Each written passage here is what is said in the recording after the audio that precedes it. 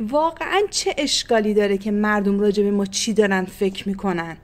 چه داستانی از ما تو ذهنشون ساختن؟ ببینین همه ماها حق زندگی کردن داریم. همه آدما اختیار اینو دارن که با ذهنشون و دنیای ذهنشون چجوری زندگی کنن. همونطور که ما خیلی موقع‌ها راجع به آدما تو ذهنمون قصه میسازیم، برداشت و باور خودمون رو داریم، این حق رو هم باید به بقیه بدیم که اونا ممکنه اینطوری باشن. خب ولی یه نکته طلایی بسیار بزرگی وجود داره.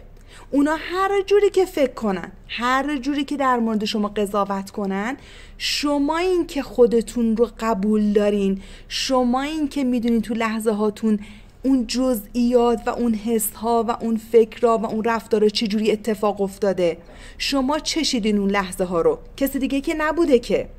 و مهمتر از اون اینه که چقدر خودتون رو قبول دارین، چقدر خودتون رو باور دارین.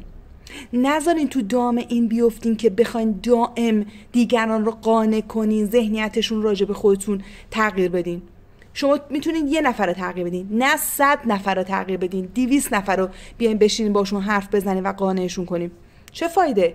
مگه شما تو این دنیا اومدین که دیگران رو قانع کنین راجع به زندگیتون، مسیر زندگیتون، مدل رفتارتون، مدل منشتون، مدل فکرتون و 1000 تا چیز دیگه. ما نمیتونیم خودمون رو از دنیای جامعه کنار بکشیم، منزوی بشیم. ما قراره با مردم زندگی کنیم ولی براشون نمیخوایم زندگی کنیم. نشونه یک سلامت روان اینه.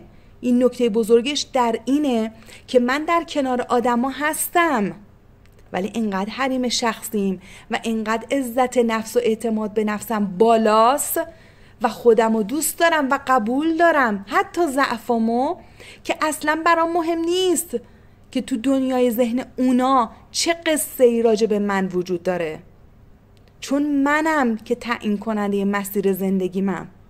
باهاشون هستم ولی براشون زندگی نمی کنم. تلاشی نمی کنم که درون ذهن تک تک آدم ها رو راجع به خودم تغییر بدم. اونا آزادن هر جوری که دوست دارن قضاوت کنن و قصه پردازی کنن از من توی ذهن خودشون.